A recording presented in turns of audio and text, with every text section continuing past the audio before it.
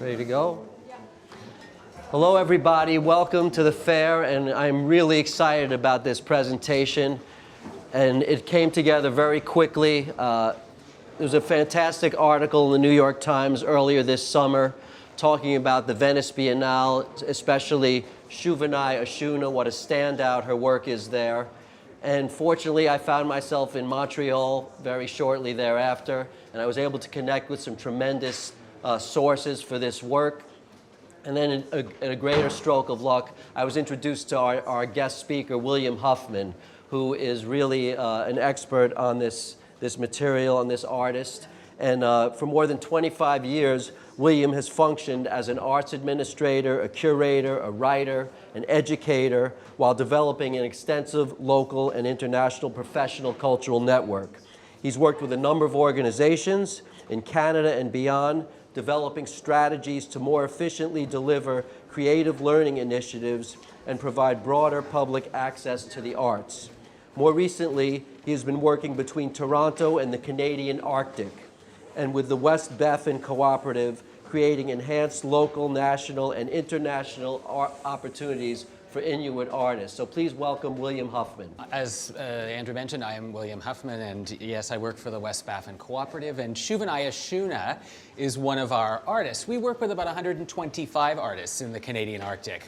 Of course, Shuvinai is one of our standouts for all of the reasons that you mentioned, you know, the acclaim that she's getting in Venice and other international initiatives. Just to give you a little bit of an understanding of Shuvinai, like all of our artists, Shuvinai is part of a very important lineage of Canadian contemporary artists who live and work in the Canadian Arctic.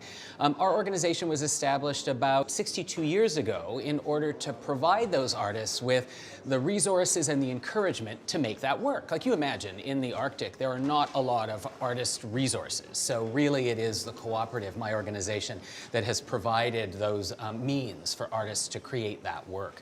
Now, Shuvinai is really interesting. I spent a lot of time with her in the studio, and she's a very she's kind of otherworldly, like her work. You know, if you look at what you see on the walls here, you can kind of anticipate what Shuvinai is going to be like in person. And the thing that is remarkable about her, for me, one of the things that's remarkable about her for me, is the fact that she processes the world around her so bizarrely on the one hand, but so immediately on the other. And you'll see Shuvinai working on drawing. She lays across the paper. She, you know, is on the floor drawing. She'll find a piece of you know, some kind of large piece of paper and just drag it out and start drawing on it. I mean, there's a real immediacy and an intuitive nature to what she does. On the other hand, it's amazing to see Shuvinai responding to the things around her. And whether it's something that's going on in her imagination or the dream that she had, something that's going on in the community around her. As you can see, some of those things are represented in the work on the wall.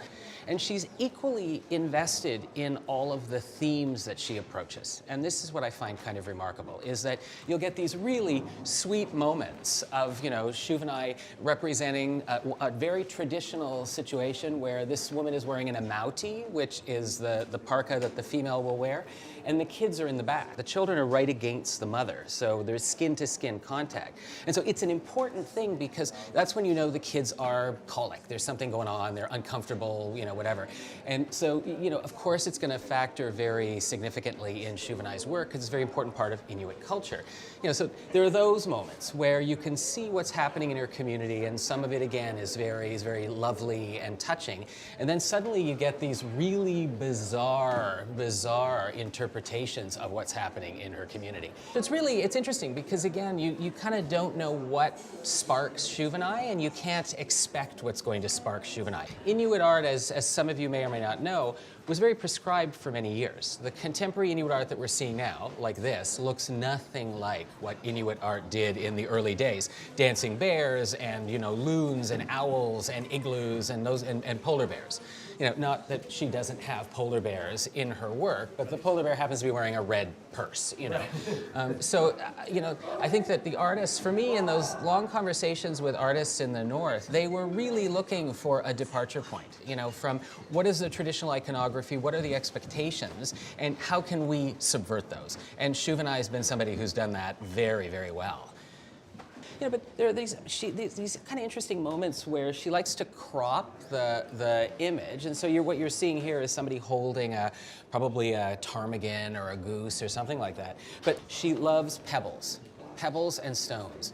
And there are moments like you'll see here, this is an earlier work where she began to explore this idea of pebbles. And with Shuvinai, she has this real ambition to make things that are really profound and really complex. And something like this, although it's quite sparse in terms of the approach, this is really something that is considered and something that is complicated, but even in the gesture, with it being minimal on the actual paper surface. I think that there's really a depth of pride in the community, and I think someone like Shuvinai, of course, what happens is Shuvinai becomes very important in the world, and the community celebrates her at home.